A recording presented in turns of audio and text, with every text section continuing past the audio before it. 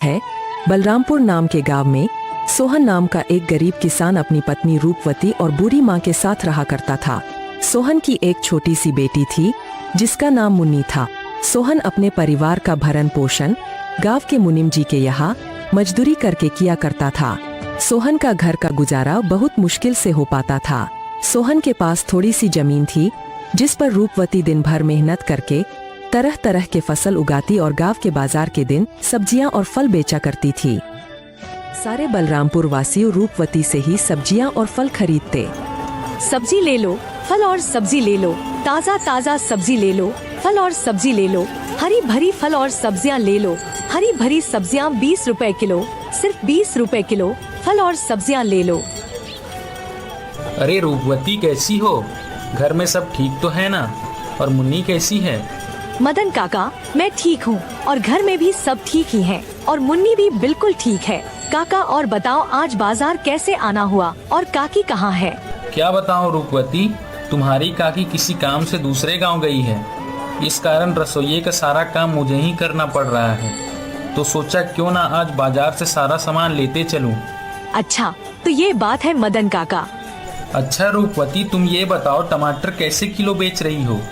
रोज की तरह 20 रुपए किलो ही बेच रही हूँ काका। अच्छा ऐसा करो रूपवती, मुझे 1 किलो टमाटर दे दो। क्यों नहीं काका, देती हूँ। इतना कहकर रूपवती मदन काका को 1 किलो टमाटर दे देती है और बदले में मदन काका से पैसे ले लेती है। रूपवती के खेत में एक पुराना कुआं भी था जो सालों भर सूखा ही रहता। उस कुएं में एक बूंद पानी भी नहीं था। इस कारण रूपवती दूसरे गांव वालों के कुएं का पानी अपने खेतों की सिंचाई और खेती के लिए इस्तेमाल करती थी। अपने कुएं से पानी लेते देखकर कुएं के मालिक हरिदास को रूपवती से बहुत जलन होती थी। एक दिन जब रूपवती अपने खेतों में मेहनत से काम कर रही थी, तभी वहां कुएं का मालिक हरिदास आता है और रूपवती से कहता है, अरे रूपवती कैसी हो? खेतों का काम कैसा चल रहा है? मैं ठीक हूँ हरिदास चाचा, खेतों का काम भी ठीक ही चल रहा है। मैं यह कह रहा था रूपवती कि मैं तुम्हें बहुत सालों से अपने कुएं का पानी देता आ रहा हूँ। अब मैं तुम्हें अपने कुएं का पानी नहीं दे सकता क्योंकि गर्मियों का समय आने वाली है और मेरे कुएं में पानी बहुत कम हो गया है। लेकिन हरिदास चाचा, अभी तो गर्मियों का समय आने में 2-3 महीने बाकी है। तब तक मैं अपनी खेतों का काम कैसे करूँगी, आप ही बताइए चाचा। मैं कुछ नहीं जानता रूपवती, यह तुम्हारी दिक्कत है। तुम अपना समझो, मैं तुम्हें अपने कुएं का पानी नहीं दे सकता। यह सुनकर रूपवती मन ही मन बहुत दुखी हो जाती है और घर जाकर अपने पति सोहन को सारी बातें बताती है। यह क्या हो गया भाग्यवान, यह क्या परेशानी आ पड़ी? अब हमारा घर का गुजारा कैसे होगा? आप चिंता ना करो भाग्यवान, ऊपर वाला सब देख रहा है। प्रभु हमारी मदद जरूर करेंगे। अच्छा ठीक है रूपवती, तुम जाकर आराम करो, मैं हरिदास काका से मिलकर आता हूँ। यह कहकर सोहन हरिदास काका से मिलने उनके घर की ओर निकल पड़ता है।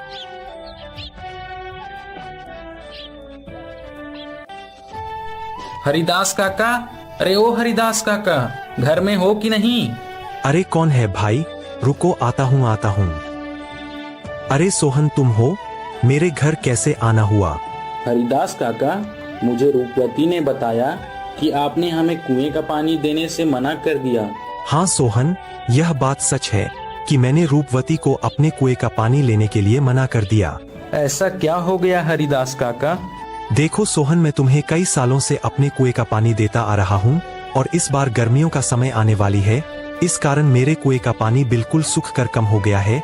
अगर मैं तुम्हें अपने कुएं का पानी देता हूँ तो मुझे गर्मियों में बहुत परेशानी होगी। लेकिन हरिदास काका, अभी तो गर्मियां आने में 2-3 महीने का समय है, तब तक मेरे खेतों का क्या होगा? मैं कुछ नहीं जानता सोहन, मैंने रूपवती को भी कहा था कि यह तुम्हारी समस्या है। मैं तुम लोगों को अपने कुएं का पानी नहीं दे सकता। सोहन हरिदास काका को कुएं का पानी देने के लिए मनाने का बहुत कोशिश करता है, लेकिन हरिदास नहीं मानता है। फिर सोहन दुखी होकर थक हार के अपने घर की ओर निकल पड़ता है।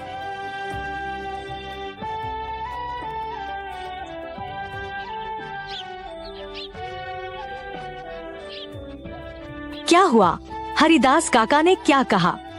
ना रूपवती, हरिदास काका ने पानी देने से मना कर दिया। कह रहे थे अगर मैं तुम्हें पानी देता हूँ तो मुझे गर्मियों में बहुत परेशानी होगी। पानी के बिना क्या होगा भाग्यवान, हमारे सारे खेत तो सूख जाएंगे और हमारा गुजारा कैसे होगा। अच्छा, वो जो हमारा पुराना कुआं है उसको खुदवाने में कितना खर्च लगेगा? भाग्यवान 500 रुपए तो लग ही जाएंगे। अरे हमारे पास इतने पैसे तो हैं ही नहीं। अच्छा, अगर मैं खुद से ही कुएं को खोद दूं तो? क्या आप कर लेंगे? हाँ, अब कुआं मिस्त्री कर लेगा तो मैं क्यों नहीं कर लूंगा। अच्छा भाग्यवान, कल सुबह सुबह दोनों कुएं के पास चलेंगे। भाग्यवान जाओ, मुझे बहुत भूख लग रही है। जाओ जाओ, घर में जो कुछ भी है वो फटाफट लेकर आओ। इतने ही बीच में उन्हें एक आवाज सुनाई देती है। ये किसकी आवाज है?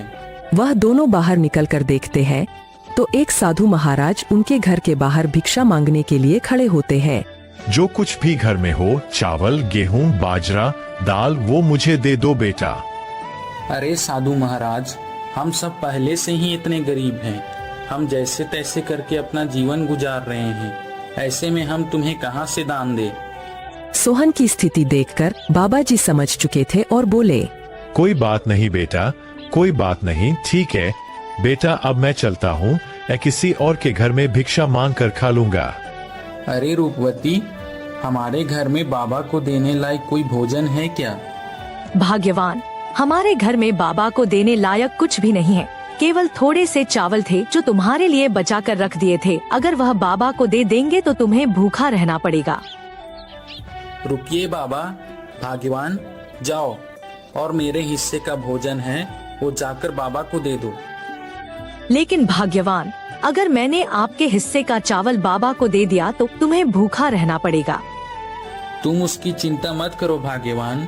अगर वैसे भी अगर मैं बाबा को भूखा जाने दूंगा तो मेरे गले से भोजन नहीं उतरेगा। जाओ वो भोजन लेकर आओ।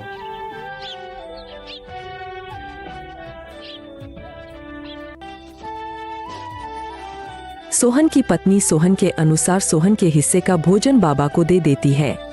धन्यवाद बेटा, धन्यवाद। भले ही तेरे अभी बुरे दिन चल रहे हैं, मगर ऊपर वाला सब देख रहा है। वह एक दिन तेरी अवश्य सुनेगा।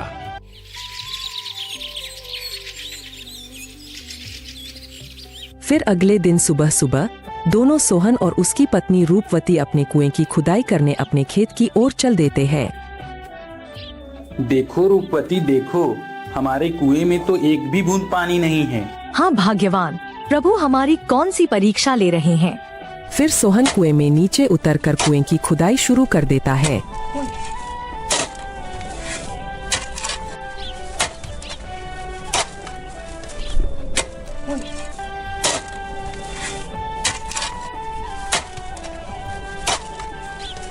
थोड़े समय बाद अचानक से कुएं की एक पत्थर के अंदर से पानी निकलने लगता है। अरे यह पानी कहाँ से आ रहा है? मुझे तो अपनी आंखों पर विश्वास ही नहीं होता। मुझे तो लगता है कि यह सब मेरे अच्छे कर्मों का फल है जो मुझे मिला। भाग्यवान सही कह रही थी और बाबा जी भी सही कह रहे थे कि तुम्हारे कर्मों का फल तुम्हें अवश्य मिलेगा। ऊपर वाले ने मेरी सुन ली। अब मैं इस पानी से मैं अपने खेत की सिंचाई अच्छी तरह से कर सकूंगा। सोहन बहुत खुश हो जाता है और ऊपर जाकर रूपवती से कहता है, भाग्यवान, प्रभु ने हमारी सुन ली। नीचे पत्थर से पानी निकल रहा है। क्या आप सच कह रहे हो भाग्यवान? प्रभु ने हमारी सुन ली। अब हमें खेती करने में कोई परेशानी नहीं होगी। तो दोस्तों, आपने देखा जो अच्छा कर्म करता है उसके साथ हमेशा अच्छा ही होता है।